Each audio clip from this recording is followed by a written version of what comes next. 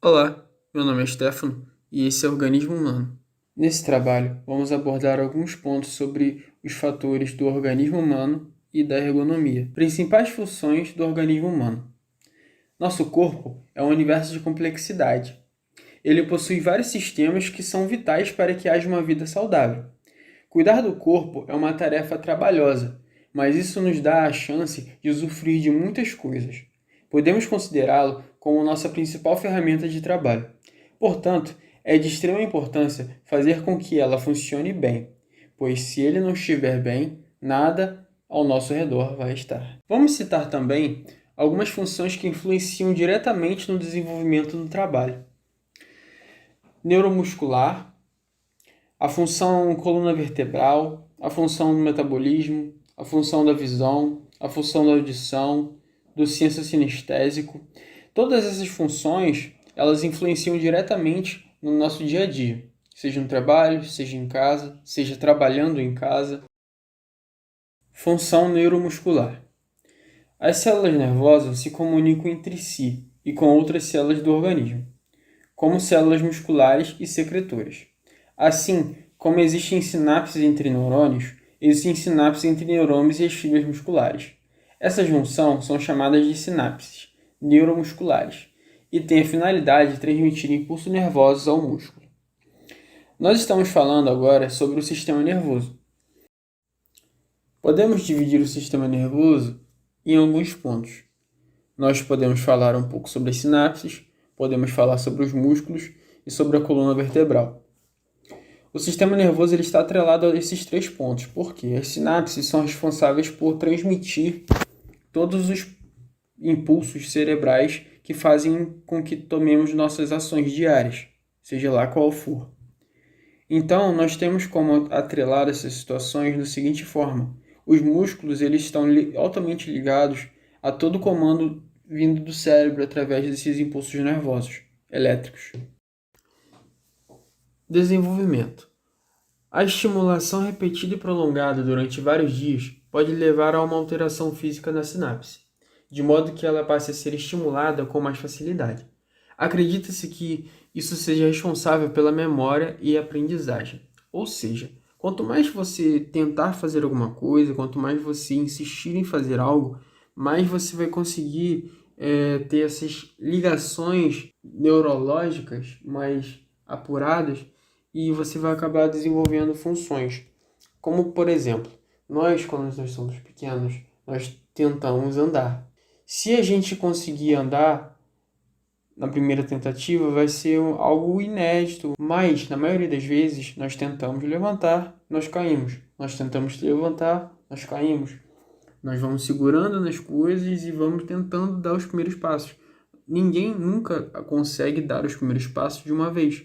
Ou seja, a estimulação repetida e prolongada durante vários dias pode levar a uma alteração física na sinapse.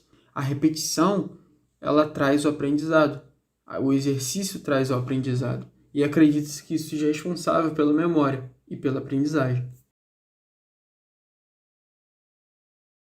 Todos os músculos do nosso corpo, ele é, de alguma forma, lesionado. Por que lesionado? Quando nós levantamos, caminhamos, subimos escadas, nós estamos esforçando o nosso músculo, o nosso corpo a fazer uma determinada atividade. Independente do tipo de atividade que seja, ela vai acabar acarretando no desgaste do nosso músculo. Porém, as atividades físicas que nós procuramos fazer, ou pelo menos deveríamos fazer regularmente, essas atividades elas acabam lesionando, fazendo microlesões nos nossos músculos. Essas microlesões, assim que o nosso corpo ele adormece para a gente repousar e depois acordar no dia seguinte, as células do nosso corpo elas vão tentando se regenerar. Ou seja, nós microlesionamos o nosso músculo. A partir disso, o nosso corpo entende que ele pensa assim: nossa, eu tenho que fortalecer aquela região, porque essa região ela foi lesionada, ou seja, eu preciso estar lá, criar tecido muscular para que num próximo evento eu não venho me lesionar mais. E é por isso que as pessoas começam a ficar tecnicamente mais musculosas ou começam a ganhar peso ou peso no sentido muscular, né? Começa a ficar mais forte. Por quê? Porque é uma defesa do nosso corpo, de certa forma, para o desgaste que houve com o exercício. Ou seja, a contração muscular ocorre quando os sarcômeros se contraem no sentido longitudinal das fibras, reduzindo os seus comprimentos, estimulando por correntes elétricas de 80 a 90 mV. Agora nós vamos falar um pouco da nossa coluna. A coluna é uma das partes principais do nosso corpo. Sem ela, nós não temos sustentação. Uma boa nutrição da coluna, um bom cuidado com a coluna, traz benefícios para a nossa vida inteira. Nós vamos falar um pouco agora sobre como é a construção da vértebra. Os discos cartilaginosos da coluna não possuem vasos sanguíneos. Assim sendo, dependem de um processo de difusão dos tecidos vizinhos para receber substâncias nutritivas. O sangue ele é responsável por todos os outros sistemas do nosso corpo por mandar oxigênio, por mandar proteínas, por mandar nutrientes, mas na coluna é diferente. Na coluna nós temos um sistema como se fosse uma esponja. Ele é semelhante a uma esponja molhada, que é comprimida e diminui de volume, perdendo água.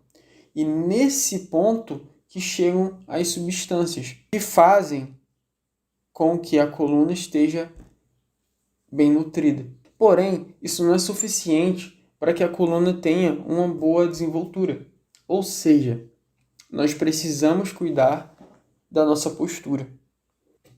Existe um problema mundialmente conhecido que é a escoliose. A maioria dos problemas de coluna é um dos mais normais.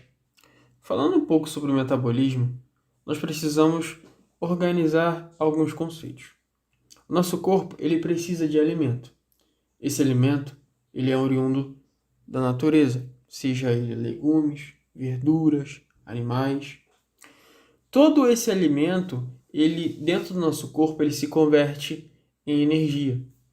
Dessa forma, nós temos que os alimentos sofrem diversas transformações químicas, e uma parte é usada para a construção de tecidos e outra como combustível.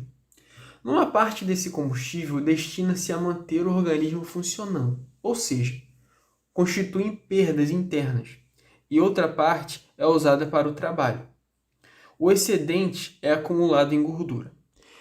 A visão é o órgão do sentido mais importante que possuímos, tanto para o trabalho como para a vida diária. As suas características têm sido muito estudadas devido a essa importância no trabalho.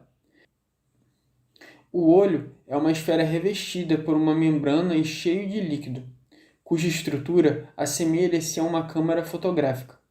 Quando os olhos estão abertos, a luz passa através da pupila, que é uma abertura da íris, tal como acontece na câmera fotográfica. A abertura da pupila pode variar automaticamente para controlar a quantidade de luz que penetra no olho. Essa abertura aumenta na penumbra e se reduz sobre luz forte. Geralmente, quando nós vamos no médico, no oftalmologista, ele pinga algumas gotas de colírio.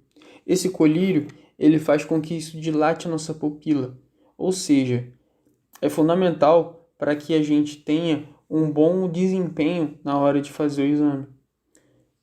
Ou seja, de um modo mais grosso, o médico arregala nossas pupilas, arregala o nosso olho para que ele possa ver tudo o que está lá dentro, de forma com que não passe nada despercebido dos olhos do médico, para que ele tenha um bom diagnóstico.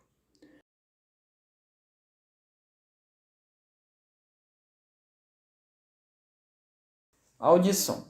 A função do ouvido é captar e converter as ondas de pressão do ar em sinais elétricos, que são transmitidas ao cérebro para produzir as sensações sonoras. Se os olhos se assemelham a uma câmera fotográfica, o ouvido assemelha-se a um microfone. Dessa forma, nós estamos vendo agora um vídeo que ele Todos os otorrinolaringologistas, eles sempre falam, nunca se deve usar cotonete para limpar os ouvidos. Ele, além de ajudar a acumular mais cera de ouvido dentro do ouvido, ele pode ser prejudicial demais na saúde do nosso ouvido, porque o cotonete ele pode acabar perfurando, com o exemplo do vídeo, o nosso tímpano. E isso acarreta com problemas seríssimos, e o principal deles é a surdez, parcial ou total. Além da visão e da audição, o organismo humano possui mais 12 sentidos, como olfato, paladar, senso sinestésico, tato, dor e outros. Entretanto, apresentam pouco interesse para a ergonomia. O olfato e o paladar são usados em diversas atividades e podem ser importantes para algumas profissões, como a de cozinheiro e provadores de perfumes e alimentos, vinhos e café. Em ambiente de trabalho, podem funcionar como alerta, indicando vazamentos de gases ou início de um incêndio. Do ponto de vista fisiológico, o olfato e o paladar estão relacionados entre si. O sabor de um alimento resulta, por exemplo, da combinação do seu cheiro e do paladar. Os sensores, tanto do olfato como do paladar, são quimiorreceptores. Eles são estimulados por moléculas em solução no muco nasal ou na saliva da boca. Falando agora do senso sinestésico, esse sentido fornece informações sobre movimentos de parte do corpo, sem necessidade de acompanhamento visual. Permite também perceber forças e tensões internas e externas exercidas pelos músculos. As células receptoras estão situadas nos músculos, tendões e articulações. Quando há uma contração muscular, essas células transmitem informações ao sistema nervoso central sobre os movimentos e as pressões que estão ocorrendo, permitindo a percepção dos movimentos. Esse jogo que nós vamos mostrar agora, ele é o complemento da nossa aula. Simplesmente é um quebra-cabeça ergonômico. À medida que forem respondendo as perguntas, todas as peças do quebra-cabeça elas vão se desfazendo, mostrando a imagem que se esconde por trás. Ao final desse exercício, nós temos mais algumas perguntas que podem ser muito interessantes para a conclusão da matéria. Então é isso. Agradeço pela atenção e até logo.